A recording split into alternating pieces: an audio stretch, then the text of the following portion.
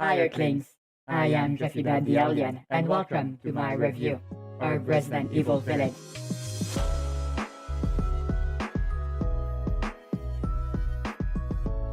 So, Resident Evil Village, quite a journey it was.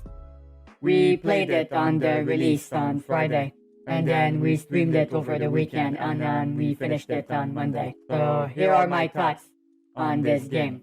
Resident Evil Village picks up 3 years after the events of Resident Evil 7. It's a game that lasts about 12 hours. At least, that's how long it took me to beat it. But your mileage may vary. I hear some people can finish it in 8. But we did get stuck quite a few times in the game. So take my estimation with a grain of salt, because I'm the big bad at the game. Otherwise, let's talk about the good points. Even though the story is nothing special, it's still told in a good thematic way. Also, there will be no spoilers during this video. So, no need to worry. No need to worry. It's all good. So, another good thing is Ethan's growth as a character. He's a bit of a blank slate in Resident Evil 7. That is no longer the case in Resident Evil Village. His motivations are clear, and he gets shit done. And he's quite a badass actually. The game loses a lot of its horror elements, mostly. I can't say more without spoiling it, but it's more of an action movie, and it ties back into a somewhat familiar formula, gameplay-wise. So, this feels like Resident Evil 4 remastered, in first person. That's the closest estimation I have of it. The action is fast, enemies drop loot and ammunition. Well, I mean, crafting components for ammunition, but the result is the same. The crafting elements in the game add a little bit more depth to it. And there's also a really nifty store and an economy system. Well, economy as in you find money, you find treasure to exchange for money. You use said money at the shop to upgrade or buy supplies. So, that's pretty good. I really enjoyed that in Resident Evil 4, so I'm super happy it's back in Resident Evil Village. As for the gunplay itself, which is the main attraction, it's good. It's really good. You can guard to reduce incoming damage, and if you block at the right time, you can even push them back. Critical hits are well rewarded.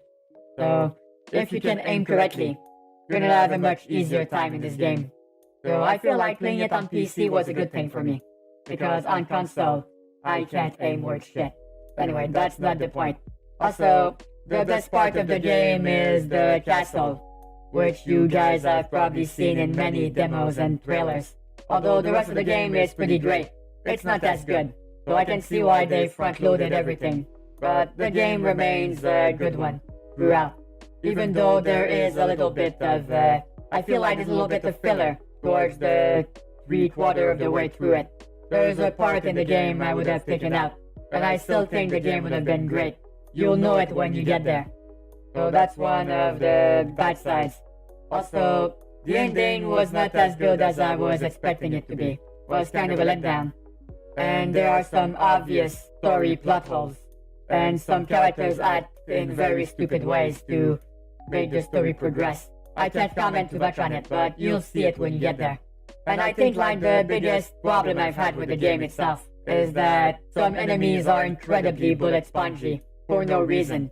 So it feels kind of a slog when you get a lot of those at the same time.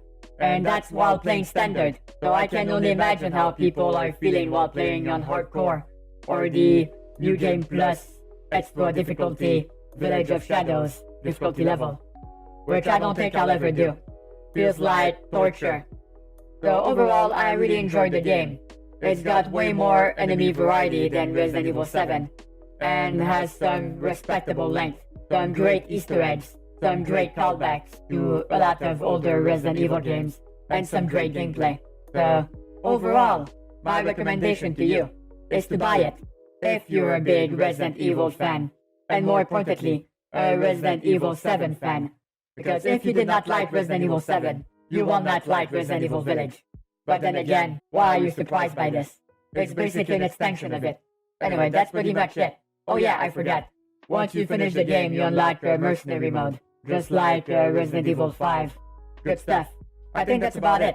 What did you think about Resident Evil Village? No spoilers, please. They will be deleted. But I'm very curious to hear your thoughts on this. Be sure to let me know in the comments. And don't forget to hit that like and smash that bell.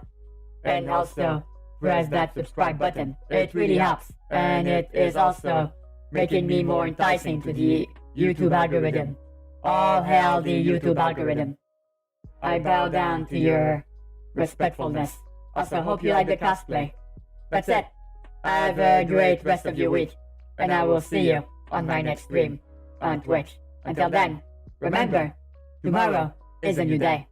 Anything is possible. Take care. As I said before, I know nothing about this game. I've seen some screenshots. And that's it. So we'll hop right in.